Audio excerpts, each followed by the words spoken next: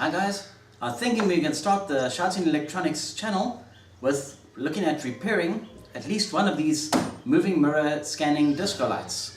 Now all three of these are faulty, they've got different problems, but we're going to take a look and see if we can take three and make one that works. First prize will be getting all three working, but they need at least one up and running from the three. So let's take a look and see how we can fix it. Okay, for those of you that don't even know what a moving mirror scanner is, it's basically a club light. It's got a 250 watt bulb inside here. It's got its lens and optics over there, and then it's got a mirror that turns in directions to cast the beam everywhere. Inside there's also color changing and pattern gobos. If you look over here, here's the control board. Down there we've got our mains inlet, power switch, and our DMX computer control, or you can tell it to run manually. Now this is a Chauvet Q-Scan 250 for those playing along.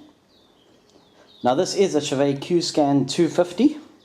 I have asked them for the service manuals or diagrams or something for this, but they haven't come back to me, so we're just going to have to do this the exploratory way.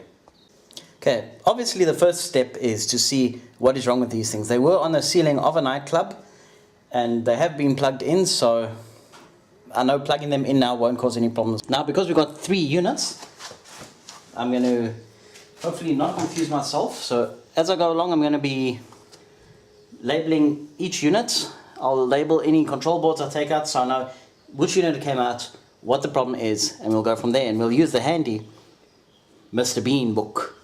Okay, so here I've got labeled 1, 2 and 3. I just used some white Tipp-Ex because that will show up nicely on the black. And if we do get them working and they're up on the nightclub, you'll be able to see the marks glowing under the UV lights. Okay, let's plug it in and see what happens. Number 1. Plug it in, switch it on. Okay, the fan started to spin up. Nothing happening on the control board, it's completely dead. The mirror's not moving, but we know the power supply, well, we know the fan's turning, so we just write down number 1, power comes on, you can hear the fan, but nothing else. Okay, number 2. Don't know if you can see that there, but it is initializing.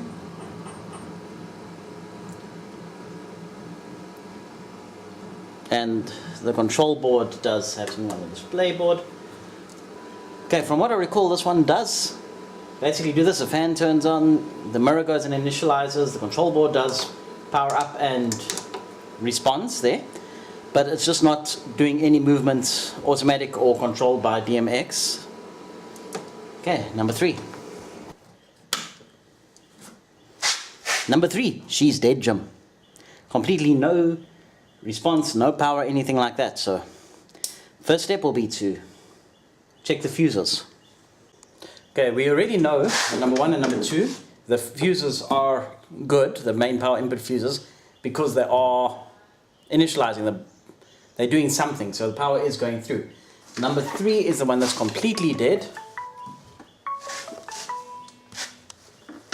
Let me answer my phone. Hello? Okay, so number 1 and number 2, they are getting power, the fans are turning on, something's happening. So number 3, power input fuse, we need to check out. So let's do that now. Power input fuse on these devices is on the bottom of the IEC mains connector. And I see it has been worked on before. So here's our fuse. This also has a spare fuse in the holder. Okay, so let's touch the probes together, see that we do get a reading on the tester screen. Okay, so my lead resistance is about an ohm. That's okay because it's a cheap Chinese meter, cheap Chinese probes. Okay, now if you look, I'm putting it across the fuse and I'm getting infinity reading on the tester still, so that fuse has had it. Check on that fuse has also had it. So it looks like at some point the fuse did blow, they swapped it out, and then the new fuse blew. Fuse here is a 5 amp fuse, and this one is also a 5 amp fuse. And then we look at the rating on the fitting, it says 5 amps. Now the fact that there's 2 fuses here that's both blown points to me like there's something with the board that keeps on blowing fuses. So we'll actually open this one up and take a look at its power supply board to see what could be causing the fuses to blow before we just go put another fuse in, because if we put another fuse in and something is faulty, there's more chance you can mess more things up.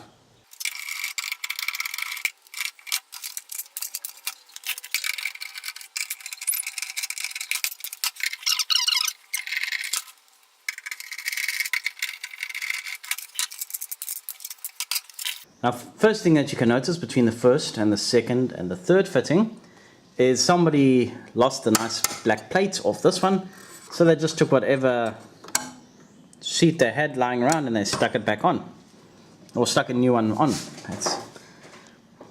That's the way they bodge it. Okay, if we start on this side here,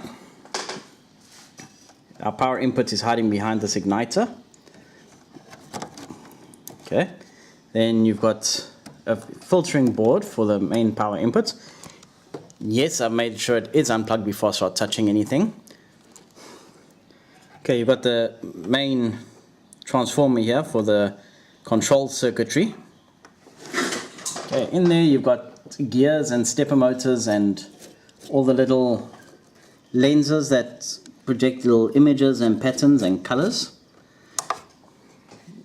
Now this is a 250 watt discharge lamp fitting, which means you need to have your igniter for the lamp to strike. You need to have your capacitor, and you also need a nice big choke to limit the current going into the bulb. We've also got a cooling fan down over here to cool down the main processor board. I don't know if you can see that on the shot. Okay, there's the fan. Okay, we've got our main processor board in on this side over here, hiding under everything. We've got just our little control panel on top.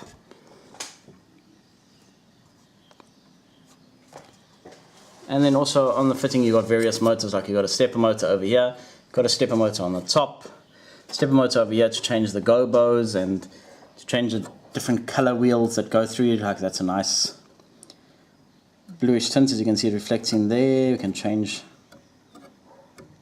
but it looks much nicer when the light fitting's on. Okay, now if I take a look at fitting number 3 here, that's the one that keeps on blowing the fuse. I do notice some things that have already been done. Like if you look over here, here's the existing starter, the original one, the igniter. Now they've gone and they've replaced it with another igniter. That's rated to 70 to 400 watts, so that's still fine there. So obviously they might have thought there was a problem at some point. But let's try get in here. I want to show you something interesting. Let me just try get some light on the situation. If you look here, behind the power switch, see underneath those blue wires, or next to the blue wires, you got some nice black wires that have been chowed through to the insulation. It's like it's been burnt off, or the rubberizing's gone, or something like that. See, there's quite a few wires like that in the fitting. You can actually see little pieces lying on the bottom plate there. So obviously, to check out what the problems with this is, we'll need to check that wiring there and take it from there. Now the main thing is to figure out which fitting I'm going to start working on first.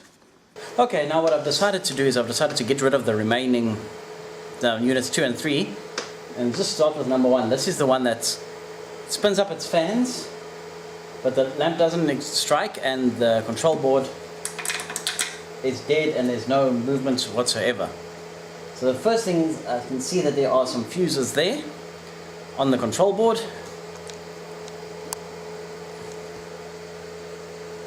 Don't know if you can see them, I mustn't stick my finger in there, but there are some fuses over there. So first thing I'm going to do is unplug it, of course, and check those fuses and see. And then we'll need to check power coming in and out of the control board. Okay, so I checked those fuses. It was a bit difficult getting in and trying to get a camera angle there, so I didn't shoot that on camera. But now we're going to check and see if we are getting a decent voltage from the transformer onto the control board terminals. It comes in basically on these blue wires. From the transformer they go through the ferrite bead, and then they go onto the board on the blue wires there. So I'll set my tester onto 200 volts AC.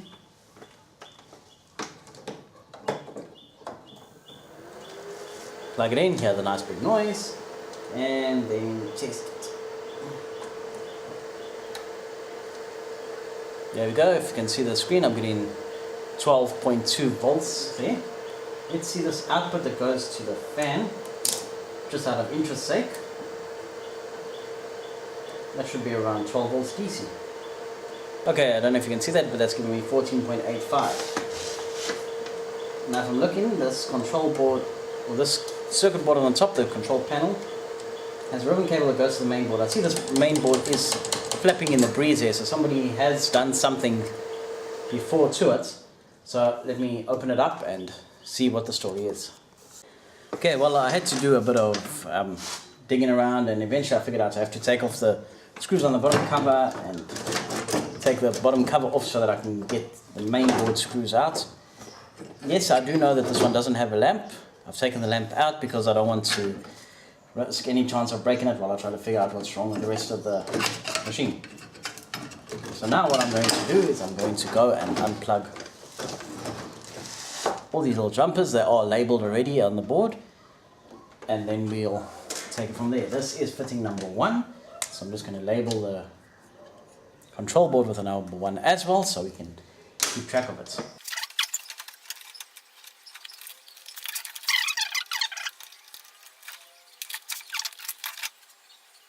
Okay, now this cable is the ribbon connector that goes to this front control board. Okay, so here we go. Here is our main circuit board for the whole light fitting. This is the brains and the stepper motor controllers and everything. I see there is a coil that's missing off this board, L1. I don't know if you can see it there. There's just 2 little stumps sticking out. So if that's in series or something, that could be the problem. I don't see any parts of that coil lying in the fitting, so I'll have to check. But first what I'm going to do, this board's very crusty, so I'm going to give it a wash out and a nice good clean, and then let it dry in the sun, and then we'll take it from there.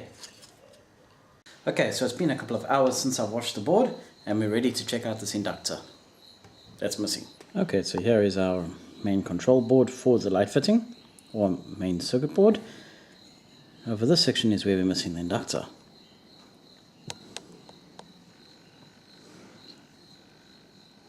You can see there are 2 legs over there, but the inductor is missing. Now let's look on the back side of the board. The inductor is those 2 pins over there. That's a diode that jumps across, and if we follow the trace, it goes back to this 3-pin package.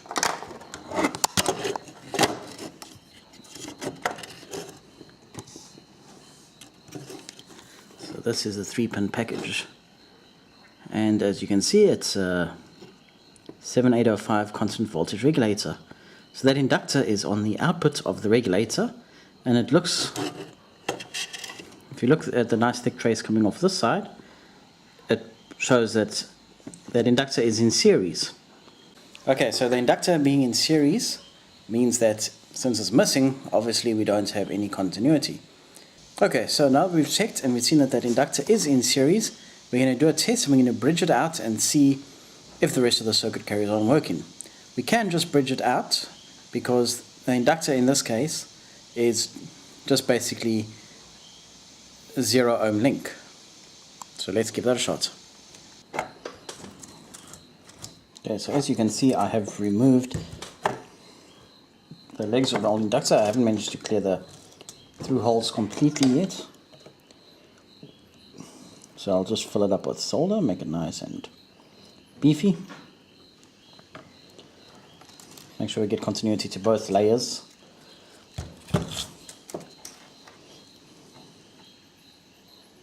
Okay, now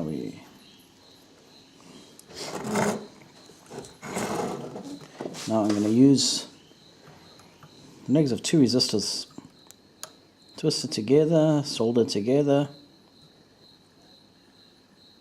just to give us a nice thick path for the current. That current is for the microprocessor and everything else. So as you can see there, I've got my bridge nicely in. So I think I'm going to hook it up now and see if we get any life on the board. Okay, let's connect the control circuit up. Have to connect our cooling fans. Okay, we'll first connect just the 12 volts. We won't connect the cooling fans yet, just as a test, because I'm not going to run it long enough and it doesn't have the bulb in, so it's not going to generate enough heat to need the cooling fans at the moment.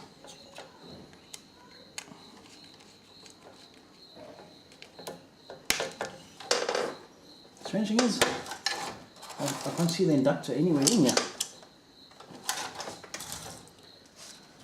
Okay, make sure nothing's shorting. If those are fan wires, that's okay. And then let's give it some juice. Plug in. And we've got an address. U101 reset. So the board is initializing. That's a good sign.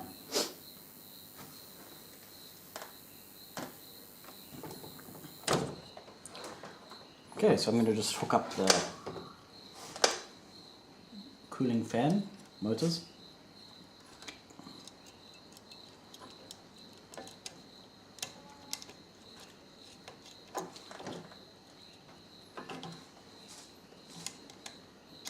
So the reason the fans were turning was because they are directly on the 12 volt circuit, basically after the bridge rectifier and capacitor.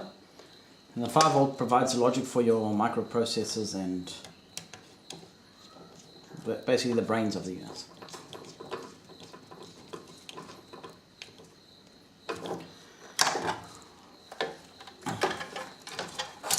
Okay, then we got a few hundred wires. Okay, now these were numbered. So let's go number 6. Okay, let's go 5. If I put these wrong, then it just means that the motors won't operate in the right order, or they'll get confused with its limits. 3. 7. Oh, that's a 3 wire, so that goes on the bottom. Okay. 6 bar. The bar is underneath to show you which way the 6 goes on. 1.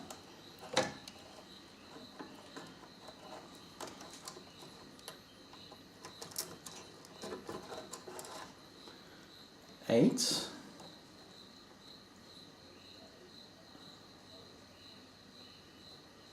5, 4, 3, 2. No, who needs an 8? 4.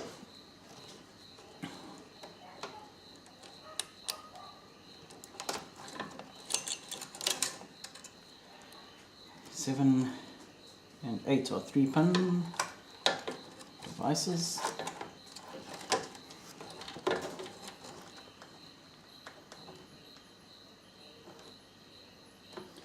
I trust those to not have been labeled.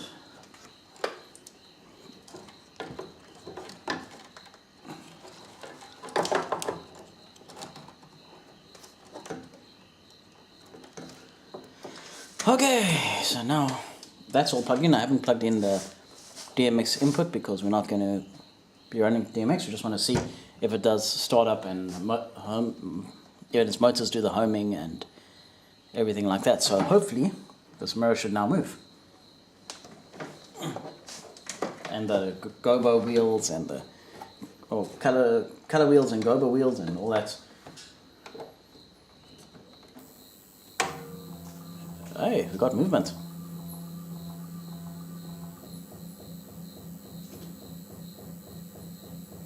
Yeah, at the top you can see the mirror is twitching because they don't have a limit switch, so they just drive the stepper to see where the end is. So I think it's time for me to go get the manual for this thing so I can see if I can set it in a manual mode. Be back now. Okay, so I've got the manual here that gives us instructions on what to do, so let's try and put it into automatic mode or manual control. P4 sound activated, yes.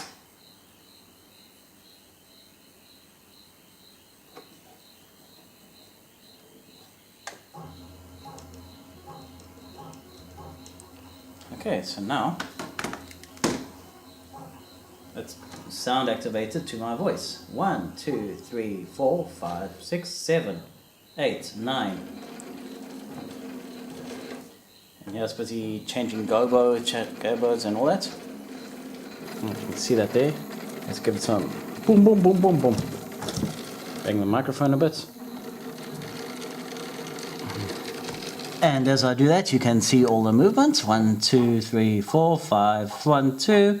It's busy doing a shutter there and everything. So basically it looks like the only problem that we had with this main board on this fitting was that inductor that fell off and gone missing. We can actually put this main board back in, put the fans back in, and this light fitting should be ready to go. And for those of you that are interested, this is the globe that it takes. Osram Classic EMH 250 X488. Now these type of high temperature globes, you don't touch the outside of them. If you do, you have to clean it with alcohol and things like that. So don't touch it with your fingers, use a piece of paper or a cloth or something when you install it or take it out. I'm holding the ceramic base here, so that's okay. One thing I'm going to do when I put it back together, this is a moving fitting, so it does have a lot of vibration, is I need to make sure those connectors don't move and don't pull out. I also have to dismantle the fitting again to put those connectors in. So I'm going to use some hot snot and just secure them all in place.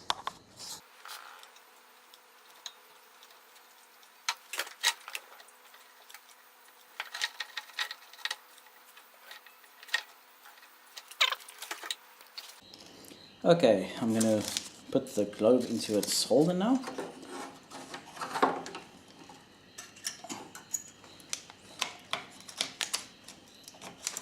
Obviously not that way.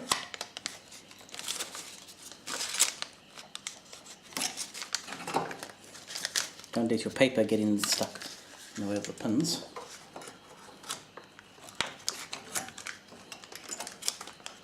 And there is one pin fatter than the other on this globe, so it can only go in really one way.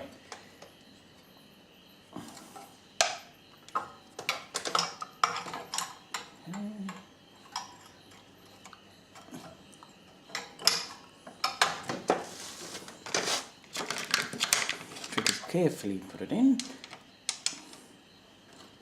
Okay, I'm going to just put the top cover on and then we're going to fire it up and see if the whole fitting works. The reason I want to put the whole cover on is sometimes the bulbs do explode, especially for the end of their life, and I don't like little pieces of shrapnel flying all over. Okay, now the moment of truth.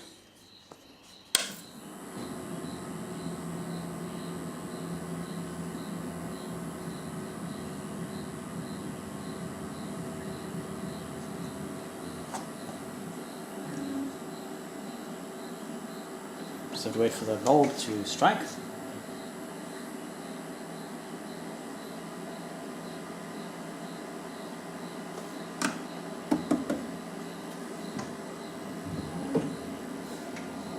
Ah, we can see some colors coming out there. Which means the bulb is warming up.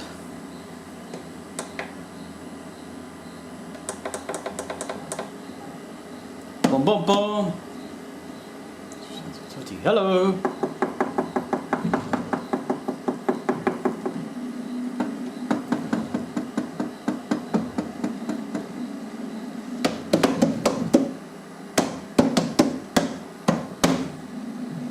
Okay, so let's go to 5 and auto run. Okay, so choose in option 5, enter, auto run.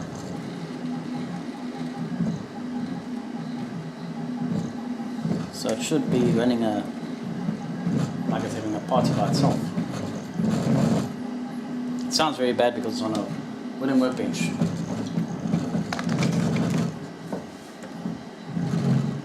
Yeah, there we go, color changes. So what do you say we test this thing properly in the dark with a bit of smoke? I think so. No, the workshop is not on fire, that is smoke just so you can see the effects of this light. I have gone and I have cleaned the lenses, cleaned the mirrors, I've checked it out with a DMX signal from the laptop to make sure everything's working in the way it's supposed to work. So next time we're going to get onto one of the next light fittings and see what's needed to repair that. In the meantime, you can check out our channel, www.ShoutingElectronics.com, and also subscribe to this YouTube channel. That way, whenever we release a new video, you'll be one of the first to know about it. Thank you. Let's this party begin.